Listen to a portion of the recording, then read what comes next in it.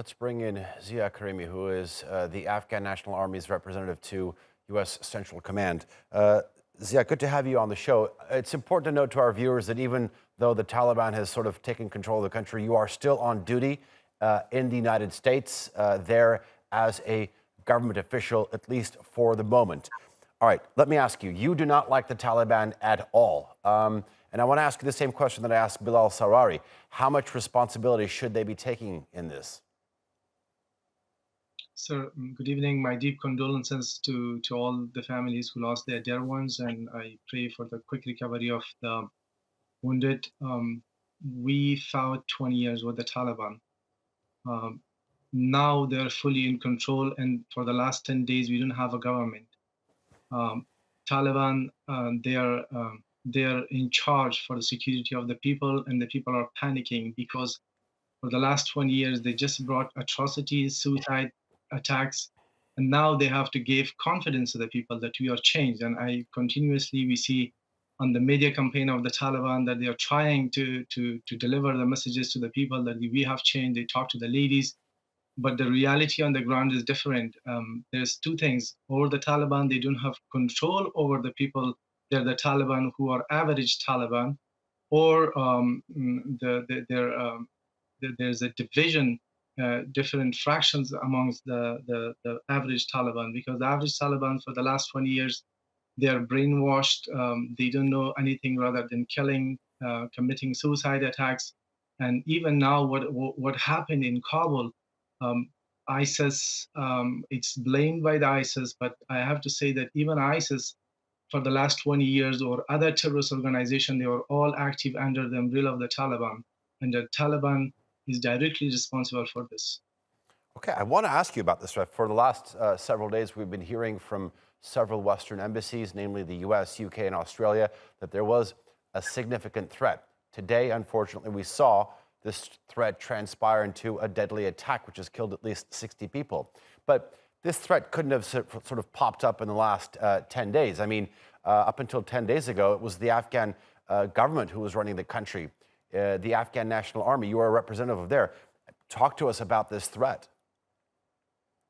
Well, maybe the terrorists, they didn't have the opportunity to commit or launch an attack as happened today. Um, um, what the problem is, the Taliban, they don't have, they're facing a different Afghanistan. In before 2021, when they were fighting in Afghanistan, it was very much an asymmetric warfare. It was just a front, and they were fighting Northern Alliance. Now Afghanistan is different. We have three-dimensional wars. We have regional conflicts. We have international conflicts. We have proxy wars, and they are facing hybrid warfare. And for that, they really need to take quick actions. 10 days, no government. Taliban's, they have to call on all the people. They have to bring an inclusive government and calls all those ANDSF soldiers, sergeants, that they were so faithful to Afghans and Afghanistan. If they are betrayed by their political leaders, that's a completely different discussions. But they has to be called. They have to be provided responsibilities. Doesn't matter if the Taliban have like leadership, they're playing a leadership role, but technocrats, bureaucrats, they have to be called, and they have to be called very soon. And this is, I'm sure this will be not the first attack of the ISIS. There will be many more, because there are a lot of Taliban that they don't believe in peace. They don't listen to their political leadership, and the shortcut, the short way for them is to join ISIS. And ISIS, they don't have a lot of ways and means at the moment, so they will grasp any opportunity to make a lot of noise, a lot of news, and attract a lot of attention. Ziad, tell me this. The initial evacuation deadline was set by the previous U.S. administration, that of Donald Trump, and that was May 1st. Under the current administration, that was pushed back to August 31st. So we knew this was coming. I mean, we're playing pictures over and over, thousands of people at the airport wanting to flee. How did the evacuation process get so messy? Uh, well, I believe the last part of the conflict was so much unexpected. The surrender of Kabul was not expected the way it went. Everyone believed there will be a resistance, but like security forces, there's always a chain of command. If the top of the chain of command is gone, then there is no one to provide instructions. So basically, that's exactly what happened. So there was no fight. If there's no fight, it was kind of like surprise for the Taliban. So all this happened very much unexpected, and now things are improving in one sense. If you would talk with the Afghans in the first 2 3 days, any Afghan who had, like most Afghans has a bad image of the Taliban. So any Afghan, even not served with the United States or like the international community, they would try to get to the airport.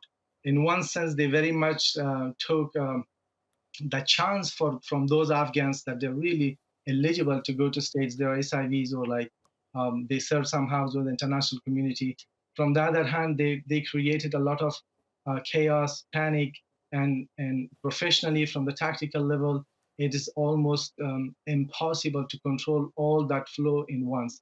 But things are now somehow under control. Those who are going to be on the planes, they're the one who are really eligible, but still the people, it is kind of like one way for them. There is no hope that they come back to turn in the capital. Even they're not directly under the threat of the Taliban, but there's no government, no Okay. economic means to have an income. So Okay. that is the only way I hope to go outside and establish a new life. All right. The Afghan National Army's representative at U.S. Central Command, Zia Karimi, thank you very much for joining us here on TRT World. Thank you, sir.